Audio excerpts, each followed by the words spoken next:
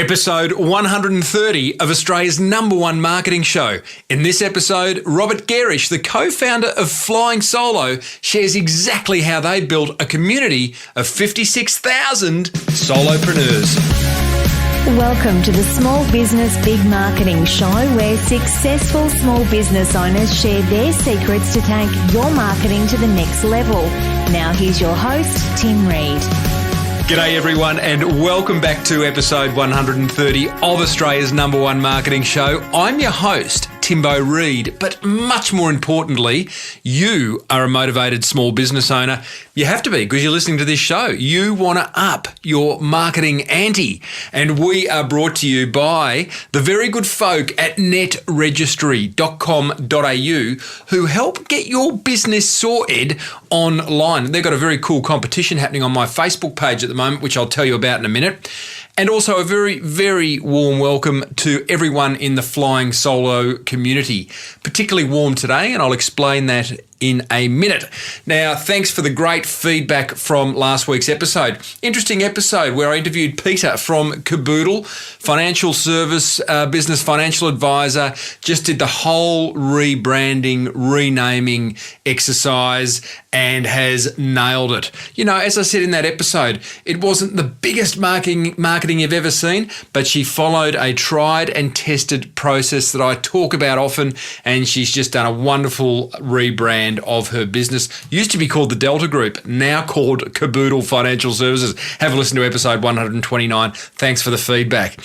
I have opened the Small Business Big Marketing Forum team. It is overdue, I know, but this is a place for us to all gather and sort out our marketing online, offline, everywhere, any aspect of your marketing. It's an opportunity to go in there, hang out with me and other motivated small business owners to get your marketing sorted. Now, listen, I've got to read one of my members who's joined immediately, a long-time listener. I won't say who it is because he's written the letter.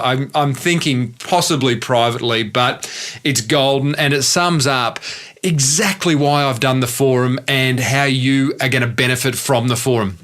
If you want to go and join it, go to smallbusinessbigmarketing.com and click on the forum button. You can see a little video I've created there that explains it all. But let me read this letter. Tim, from my short lap around in here, meaning in the forum, this is going to be awesome. I understand what you tried to do with the academy. Right idea, maybe wrong timing and wrong platform. That was a product that I put together with Luke about 2.5, 3 years ago, which, it was just wrong. You know, we live and learn. We all make mistakes. And the forum is now going to be a whole lot better than the academy ever was. But this, mate, he goes on to say, I'm back to the letter, but this, mate, you have nailed it. The market has been crying out for a product like this forum, where us time-poor business owners can come to ask, vent, seek support, and give it as freely with a bunch of like-minded people under your trusted guidance. Nailed it. Absolutely nailed it. It's exactly why I've put together the Small Business Big Marketing Forum. He goes on to say, I'll bet you find the numbers come faster than you think, and the members will do 90% of the hard yards for you. Now, that's interesting because putting a forum together isn't easy. The numbers, look, I hope they come quickly. I've priced it at $49 a month. So I've absolutely priced it to be affordable, yet to keep a quality of person in there who's just not looking for the freebies, you know. This is quality marketing discussion day in, day out. I'll be going in there, contributing, answering, stimulating marketing discussion. He goes on to say, played right, you will only have to hover and drop in when the nugget needs to be dropped. I'm going to be in there every day. I'm going to be dropping nuggets, contributing to conversations, just as everyone else will be over time. Thanks for having the stamina to keep trying till you got the concept right, for pricing it just right and having the courage to follow your dreams. It has been a dream of mine to build this small business, big marketing juggernaut. Is that a fair thing to say, juggernaut, into something where it is just a one-stop shop for motivated small business owners to come and up their marketing, their marketing ante. That's what it's all about. And the forum is part of that. My Spotlight product is part of that. The podcast is part of that. Everything I do is about helping you, the small business owner, with your marketing. He goes on to say, I wish you all the success you deserve with this. And yeah, you know I won't hold back with my bit if I feel I can give something of value. That is a wonderful letter from a very, very new member, one of the founding members of the forum. I encourage you to go and have a look, guys. Go to smallbusinessbigmarketing.com and hit on the forum button. Watch the video. Hey, join for a month. It's $49. What have you got to lose? Lots of discussion, lots of training products in there that I've created over time, and I think you'll really enjoy it, and I think your business will benefit from it. Okay, what I will do over the course of the coming shows too, coming episodes, is share some of the discussions that happen in the forum. There's one in particular right now where one of the members has gone and shared a video. He's a graphic designer, and he went and did a press check for a client, and he videoed it, a 20-second video on his iPhone that he sent to the client via email and said, hey, I'm doing a press check. Hope you like it, hope you're motivated, excited about getting your brochures. That's a great little marketing idea in itself, and you're going to come across lots and lots of those if you join the forum. By the way, if you do join for the $49, it's yours for life. That price, $49 a month, you stay there, it's yours for life. The price will go up, but right now, that's what it is. Okay. Net Registry have got a Facebook competition, a competition on my Facebook. Go to facebook.com/small business big marketing. Post a funny marketing ad or experience or photo that you've seen in your travels, and you can win a $995 conference pass to an event that's happening in Melbourne in April. So go and check that out, and check Net Registry out for all your online marketing needs. All right, guys, today's guest. Now, I gave a very warm welcome to the Flying Solo community up the front of this episode, and for good reason. Today's guest is Robert Gerrish, one of the founders of the Flying Solo community. Now, for overseas listeners, go and check out flyingsolo.com.au. That's what Robert and his partners founded quite a number of years ago now, ahead of its time.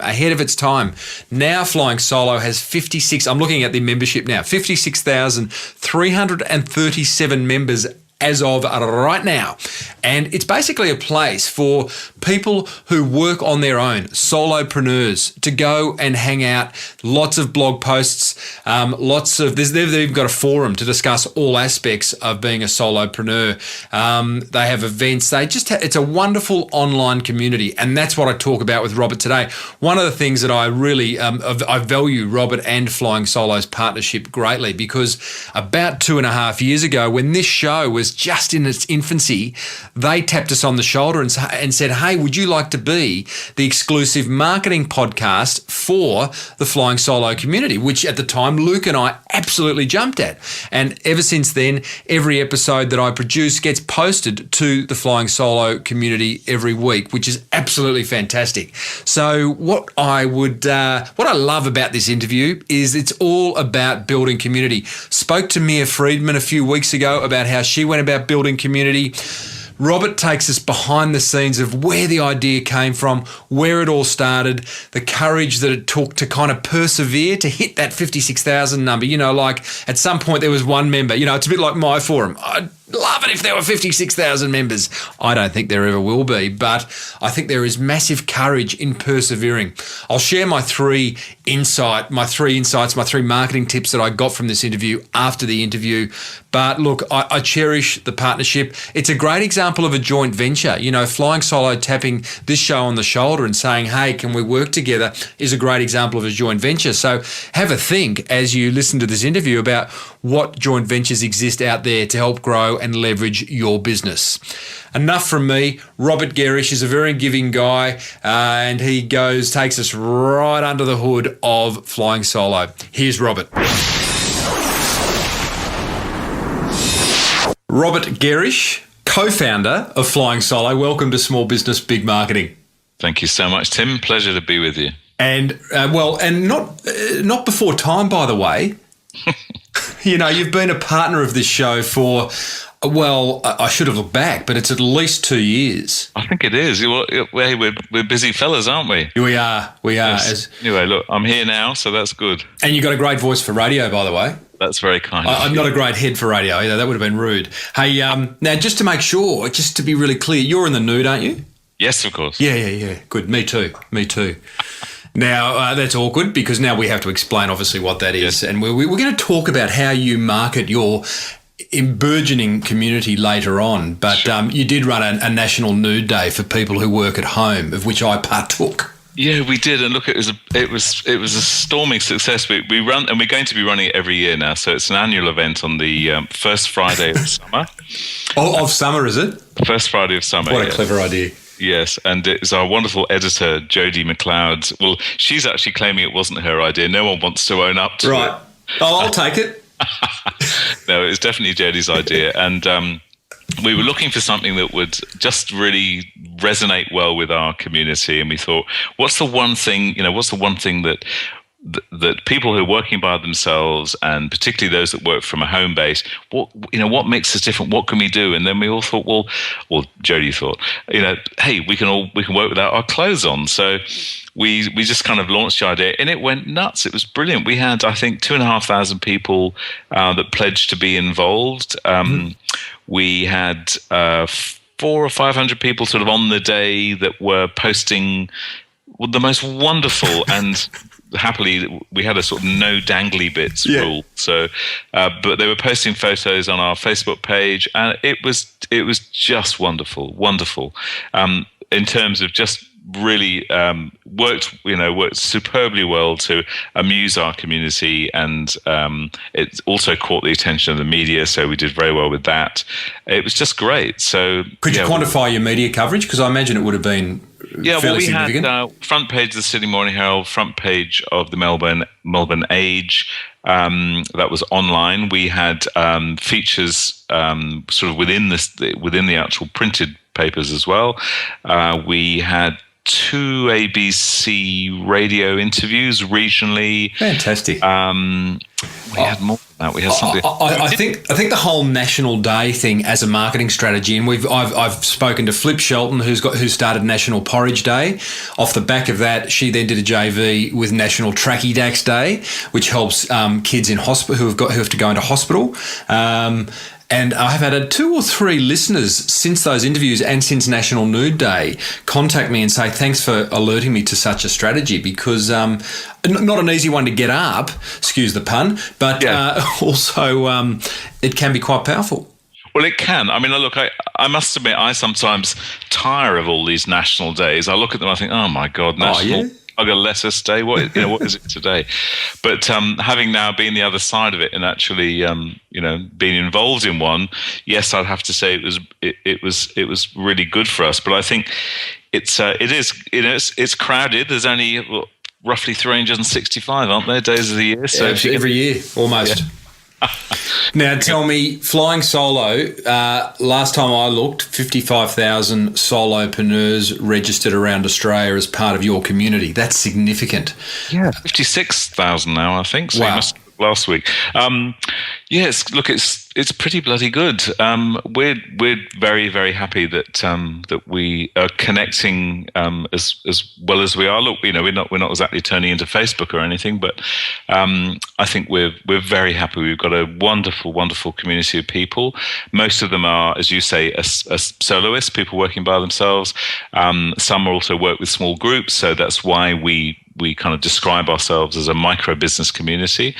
But yes, it's I must say we're very happy with how we're growing, and more importantly, it's not just so much the numbers, but it's the depth of sort of engagement that we're getting, and the just the liveliness of our community. I mean, it's a wonderful group of people who are so open at sharing their knowledge with each other. It's quite incredible.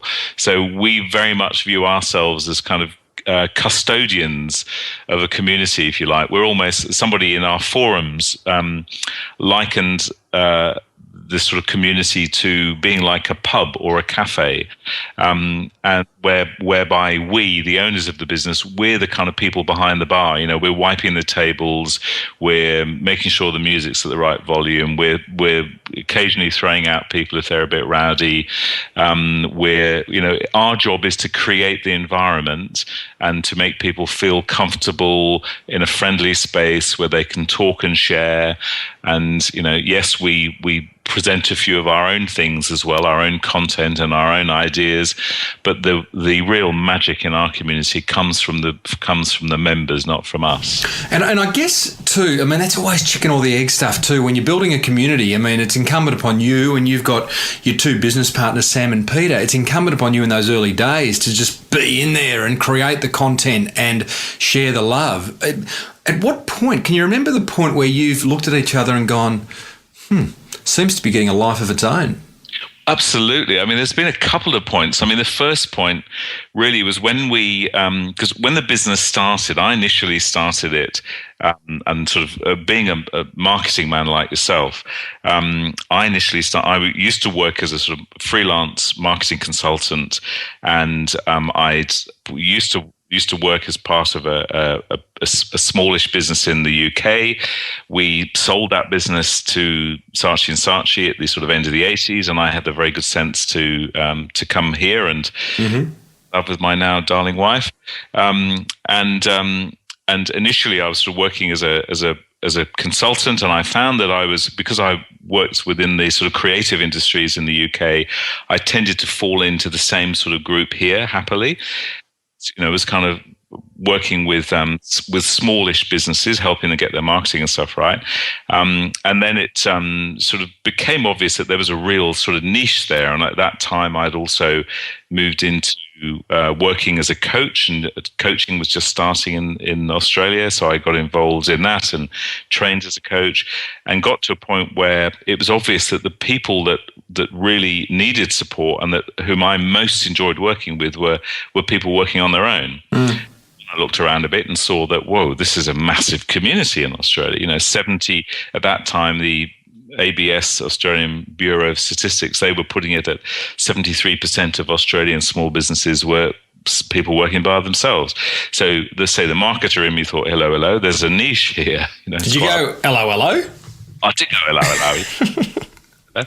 And I thought there's a niche here.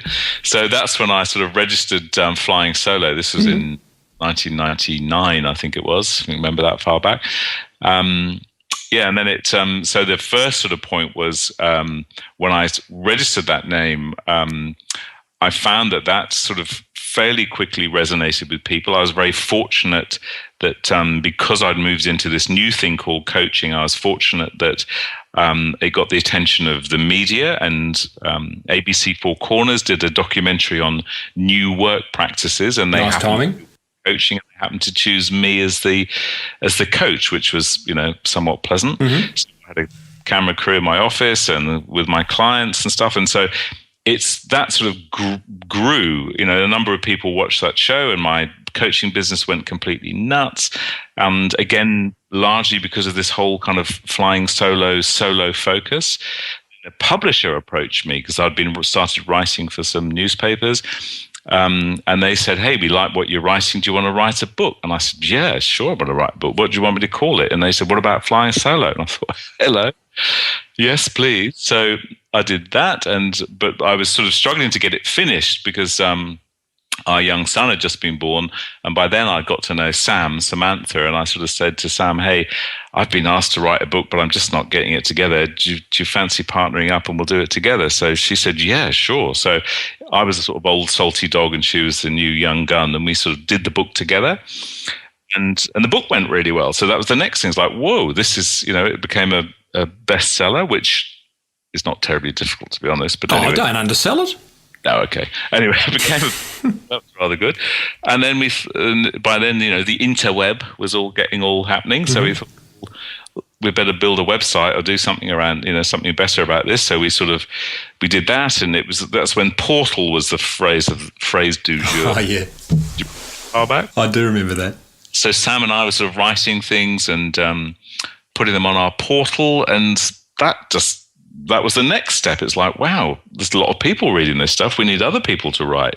And that's kind of grew and got quite a lot larger. And then we had rebuilt our site, and we're just writing lots of content and finding really good Australian contributors that were writing content for us. And then we had the good sense to invite Peter to join us, who was someone that we'd both got to know, and we knew we needed some more sort of marketing and writing help. So Peter joined us. And from a very early stage, Peter was saying, we need a discussion forum on here. And we kept saying, oh, no, we don't want to do that. That's far too hard. And then it got to the point where people were literally pushing down the door. We had a comment system on our website, and you could tell people were trying to have a conversation, but to try and do that through an article comments structure, it just doesn't work. It's very satisfying. But we didn't launch our forum. We launched that in about 2008, 2009. But we didn't do it until people were breaking down the door. So by the time we opened our forum, it immediately filled. What do you mean by immediately filled? Like, because forums don't have a limit. So, but you were inundated? Yes. Okay. Let me explain that. That's a good point. If you look around the world of online forums, you'll find an awful lot of them have got the business owners in there talking and not many other people. To try and get a forum community built and grown and active is really a challenge. Not the these days, the software, the way that you deliver it to well, that's the easiest part. Mm-hmm. Right, that's the easy thing. We both know you can get a really schmick website, you can get a beautiful forum. That's easy. The tricky bit is getting a large number of people to visit it regularly and to be involved in deep, meaningful conversations that other people that are watching, and bear in mind that any forum has, 10 times as many people watching that are actually participating. What do you think the trick was? Because that's significant. I mean, I reckon that is a tipping point for the Flying Solo brand, where the forum all of a sudden it was launched and it was inundated with activity, engagement, in conversation. Was it just the fact that you had that slow build up of, you had the book, you had you and Sam creating articles for the portal, and there was kind of almost a pent up, how can we get some of this type feeling? Yes, exactly. It's because of our delay, because we took so long. That was the reason I think that it succeeded. By the time we launched the forums, we had 30,000 newsletter subscribers. So we were publishing a newsletter once a week. We now do that twice a week. We didn't have 30,000. We had probably about 20,000 at that point, I think. So we had a large audience, and I think we'd done a lot of research of our audience as well. We've run a couple of fairly large, extensive research campaigns amongst our audience. So we knew what their hot buttons were. We knew the things that keep them awake at nights. We know the things that, that they are interested in, that they want to learn more about. We know that also from our articles. So we had a lot of data that we were really able to look. So when we launched our forums, again, not only were there a number of people waiting to get in, again, if you think of that sort of pub analogy, they were waiting to get in, and we designed the place nicely. We knew what the topics were. It's a little bit like the Apple Store, if you read the story about how Steve Jobs started the Apple Store, and I'm not in any way, I'm trying to us or the skills of that man, but before he opened an Apple Store, he built 2 or 3 Apple stores out there in California, and rearranged everything and just rehearsed it. We sort of did an equivalent whereby by the time we opened the doors, so we knew where people wanted to go, we knew what they wanted to talk about, we had it all ready for them, and they stormed in, as opposed to what happens in a lot of forums is you might have the people that have thought about the topics and have a degree of clarity around that. But if there's not enough people, if it's like a restaurant, you take your wife out for a meal. If you walk past a restaurant and there's no one in it, you tend to keep walking. You go the one up the street where there's a little bit more sphere. Yeah. It's amazing. I see that, in fact, in my local village where I live, and there's a stark example of that of two cafes alongside each other. One opened, within the last year. The other one's been going for a number of years, and literally one can have people lining up to get in, and the other one can have two people sitting in the front window. And my heart goes out to those people as to what have they done and what can they do, but it just seems like an insurmountable problem. Tell me, Robert, I want to know, you've got this Flying Solo community, you've got your 56,000 members, you have got content coming out regularly, and I've just done recently an interview with the head of the Content Marketing Institute, Joe Polizzi. He was ahead of his time. You guys were ahead of your time in the way you've gone about building the Flying Solo brand. You've got some amazing sponsors, so you're monetizing it now through sponsorship. You've got banks there, telcos, fantastic. What keeps you up at night? What keeps me up at night? Not. I'm pretty relaxed. No, it's all going well.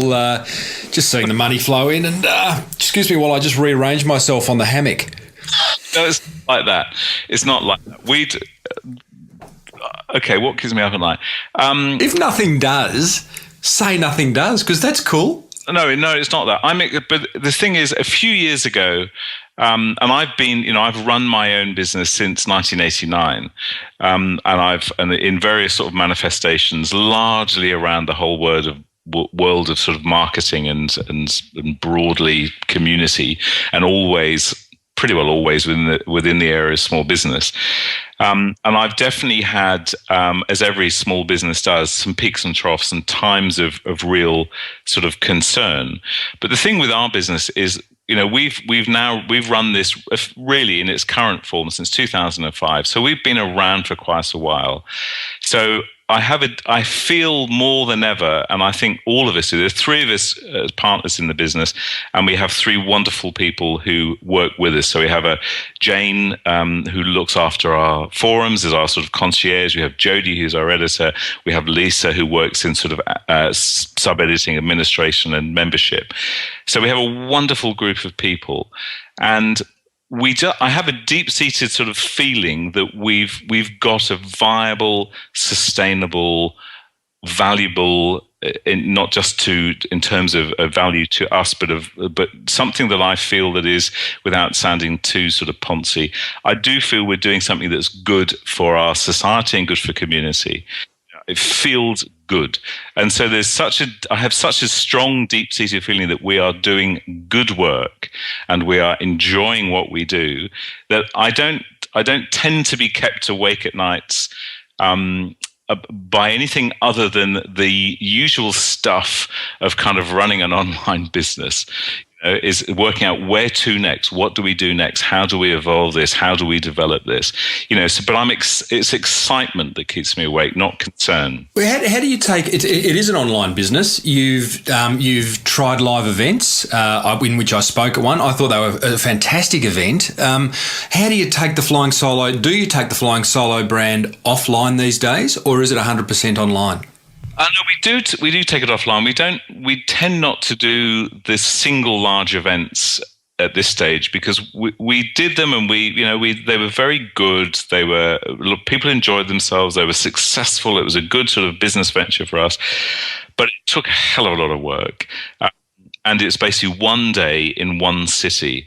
And that just didn't feel right to us because we're a national business. We're only interested in the Australian market. It's a business for Australia, but we're for the whole of Australia. We're not just for people who can get to an event in Sydney or an event in Melbourne. So we've put the events to one side. And last year we actually did, 2012, we did a tour around the country with PayPal, which was fantastic, lovely people. And we did 10 events with them. That was great. And this year we'd love to do the same sort of thing again. But what we can't do is just off our own sort of back with our own finances, we can't just say, right, we're going on a 10 or 20 venue roadshow because it's too expensive for us to do it. It's very time consuming. But I personally go out and present. I do, I don't know, maybe 6 or 8 or 10 talking gigs during the course of the year to associations and conferences and organizations. So we're always out there when we can be. And boy, oh boy, we would just love to have a nice big flying solo truck and just travel the country and do it. Winnebago. Yeah, Winnebago. Exactly. Oh, yeah, and you could pick you when you come through, pick me up, get the mic out, do a few podcasts, be rock stars. Absolutely. But we have, we then, for example, now within our community, we have something like, I think it's 50 or 60 meetup groups that are you do. Country, which are community generated. We just provide the facility, in other words, the online sort of means of meeting each other for small groups of solo and micro businesses to get together and work on their business and support each other. So our brand is kind of doing that. Let me ask you about the meetups, because I did register a meetup account 3 months ago. It's on the list of things to activate. Obviously, I can't be at all of them, although the intention is that as I travel more with my speaking, I do want to meet listeners and do want to have meetups. Do you literally just facilitate it through having a meetup account, or do you provide some kind of guidance for, hey, if you want to run a flying solo meetup, here's an agenda of things to follow? How do you do it? Yeah, well, we don't. The answer is we don't do it yet quite as fully as we should be doing it, and that's one of the things that it's on our list of projects to beef up a lot more. I'm glad you've got a list as well, Robert. Yeah, look, I'd be very worried if I didn't. There are so many things that we want to be doing. Oh, yes. We're very regimented in how we approach things, and we have a very strong sort of business plan and focus towards doing things. We always sit there and say, okay, what are our communities showing us that they want? And that's what drives us. And then if we say, okay, this is what they want, then we sit down and we work out, right, how can we do that then? And meetups is one of them. So at the moment they're working pretty well. We give a little bit of guidance, but not as much as we could and as much as we're going to. But it's a matter of just getting there and doing these things. So a lot of, at this stage, people announce a meetup within our forums. They say, hey, I'm in, St Kilda, or I'm in Paddington, or wherever I am. Anybody want to get together? And the meetup happens, and, they happen with whatever degree of success is kind of sits and suits the person that's setting it up. So, as an online business, I'm interested to know why you stay within the borders of Australia. Why wouldn't you just open this thing up to the world, or open a flying solo up in the States or in the UK? Yeah, look, we could do all of those things. Look, the six of us involved in the business, we live in Australia, and we love the fact that this is the country that we live in, and we go to great pains to have contributors that are local contributors in our discussion forums. We have basically a blocker that ensures that only people in there are Australian businesses. Look, people will be listening saying you're crazy, but our belief is we want to create a community where people can feel that they are speaking with others that understand the same issues in exactly the same way, that feel the same things in exactly the same way. I just think it creates for us a more genuine, a more integrated community. Mm. It's just how we feel. I just wonder whether I kind of get it, although I don't really, because I just don't think that as a soloist, I'm going, geez, where do other Australian soloists hang out? I'm just like, where do soloists hang out? I mean, we are an unusual bunch. We have particular needs, and I'm not sure they're country specific. You'd know more though. Well, yes. I mean, yes and no. We don't. It's not that we don't take learnings from other countries. Of course we do. And we talk, and there's lots of discussion in our forums and within our articles about innovations and software and apps and things that of course are not confined to Australia. But we just feel that it's we have, when we first started, we did have the doors quite a lot wider. But the thing, particularly with something like a forums take a lot of management. It's one thing to have a lot of people in a forum, but in terms of managing it and keeping it to be a nice, friendly, focused place takes a lot of work. It's kind of more work than you would imagine. We constantly observe it. All of us are watching our forums all the time. And if you open the doors too widely, you would know there's an awful lot of spam. There's an awful lot of people around the place that are just trying to get a link out there and get their name out there. And it can very, very, very quickly disrupt and wreck an online community. It just can. And you don't have to look too far around the area of kind of business forums within Australia to find some that have just completely lost it. And to us, that's just not acceptable. We're not going to let that happen. And one of the ways that we do that is by keeping a very tight focus on our, on our reach. I get that. There's beauty in niche and kind of keeping it small, I suppose. And if it works financially, then it's a good idea. We're not all trying to build empires. No, and there'd be plenty of people listening that would probably say, "Oh God, you make 10 times as much money if you open the doors wider." That's not what motivates us. That's not what we're about. We very, very pleased with how things are and how our community is, and our community seem to be pleased with it also.